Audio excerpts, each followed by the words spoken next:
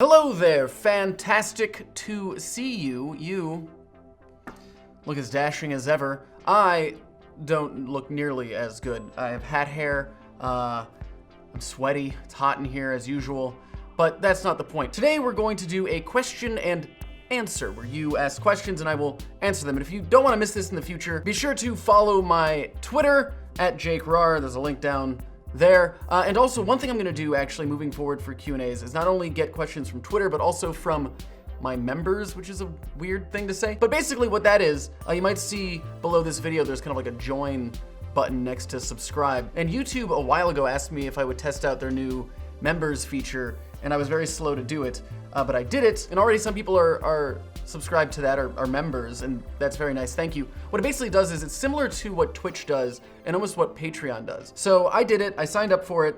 You can be a member if you want. There's two perks that I have, I don't know, they're interesting to me. The first one is just that you're supporting me being able to make more content on this channel. I don't know if you remember, but a long time ago, in an episode I talked about how this channel doesn't really make money. It basically makes enough money, like 200 bucks, to cover the cost of licensing the same songs again and again that I use, and also just diverting my time from Vsauce and Curiosity Box to this. But I want to make more here, I just kind of need that motivation. And the other thing that you get is these vlogs completely unedited, because I do cut out some things that I say because I like to repeat myself a lot and I lose my train of thought. So it's like the full unedited complete vlog, plus you're just supporting me. And then I think you also get, I made some icons that go next to your name and they change from like a pizza to a burrito to a taco, depending on how long you've been a member for.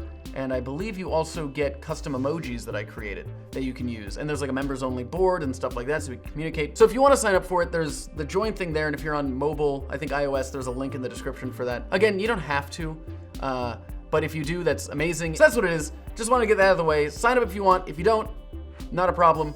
Not the end of the world. But let's get into some questions, shall we? The first one comes from Val, who says, do you think YouTubers should be considered role models? And if so, as a big YouTuber, does that shape the way you present your content or online presence in general? Here's the thing. I broadly would say I don't think most celebrities, whatever you want to classify them as, should be deemed as such. I think they can be part of it. You can use part of who they are, maybe the things that they do, if they do charitable good, or if they're just a positive influence, that's fine. But I would never put all of my faith into one person who I don't particularly know. For me personally, and I can only speak on my own behalf, that I try to present not so much positivity, because I know some of my videos and vlogs can be a little bit, not negative, but more internal and a little bit depressing. I think it's my responsibility that I do have an audience, and I'm very fortunate to be as positive as I can be. I mean, there's a particular reason why I don't curse on camera, but I don't do it here because also I don't want to limit who can watch my content. I want everyone to be able to watch it. And I don't want to have parents, or if there's young people watching it, I don't want them, to be cursing all the time, be like, where'd you learn that from? Like, oh, I learned from Jake. I'd rather not do that. So I do think there is, so long story short, I think there is some responsibility to being a personality, to having an audience and things like that. And I try to consider that when I do things, like when I'm out in public. I'm very more considerate of how I'm acting and how I am. Because who knows, not that I'm super famous, but like somebody might come up to me and be like, oh, hey, Jake. And I want to give them a positive experience. The things that they do are looked under a microscope. And you have to be very conscientious and aware of what you're doing and how you're treating people and how you're being. And I try to have that in my personal life as well, but it doesn't have to be as practiced as it does when I'm in public, in this forum and just in general. Dog beef, where are your fingers? As you know, dog beef, there's a lovely Vsauce 1 video about that. My fingers are here, but if I put them down here, are they there? I mean, this is like solipsism, right? If I can't see them, do I know that they exist? Maybe they only exist when they're in my field of view. Miriam, what music have I been listening to recently, and does the music have an effect on your creativity? Well, good question about the music. I actually, finally, have made a new jam. If you're new to jams, it's a Just Awesome Music playlist. I make them on Spotify, and if you want to make your own on whatever music platform you use, be it Tidal or Apple Music or Amazon Music, Google Play Music or YouTube Music, whatever they call it nowadays, tweet me a link to the playlist that I'm going to make on Spotify, which will be down there, and I'll include that in the description with a credit to you, because that's very nice of you to do that. Music does inspire my creativity. I've said this before, but I can't come up with an idea or write a script unless I already have the music in mind. So I spend a lot of time listening to Jake Chudnow music, who does all the Vsauce music. And then also this music library that we use, Audio Network. I'll just kind of go through randomly and just listen to songs for a few hours. And then one will kind of inspire me, and I'll just get an idea because of that song, and I'll understand how things visually need to look because of that.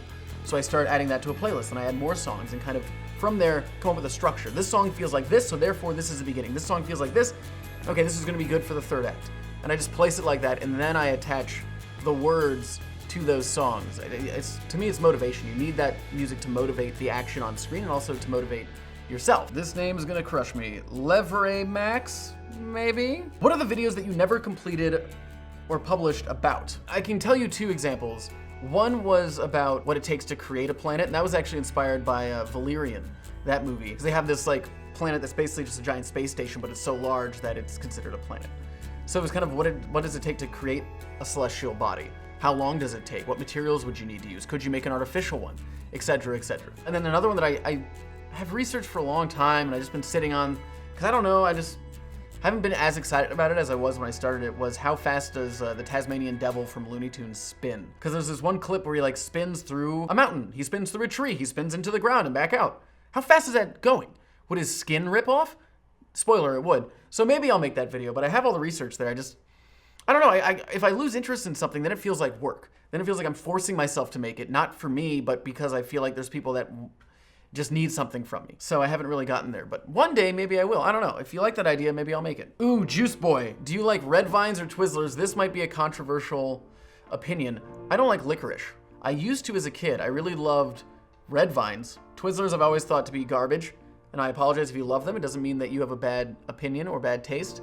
Maybe I'm just not as refined as you. I think that's really what it is. My palate, garbage. But red vines to me would be the best if I had to choose, but in general, I think that licorice is trash. So there you go. I don't know, I think I just hit a baseball. Sports! Ooh, Diana, when did you realize you wanted to pursue cinematography? This one I think might be interesting. I don't know, it's interesting to me. I've always wanted to direct. I tried a bunch of different things. I tried making video games, I tried animating, I tried photography, I tried drawing, painting. I wasn't great at it. Animation I was okay at, but I wasn't great at anything. Directing I could be good at. But when I was in college, what I realized was, it made sense to me that if you want to be a director out of the gate, it's a very, very, very, very, very tough hill to climb. Very few people, like, I'm a director, and then they go get to make a feature film or something. That's very, very, very rare.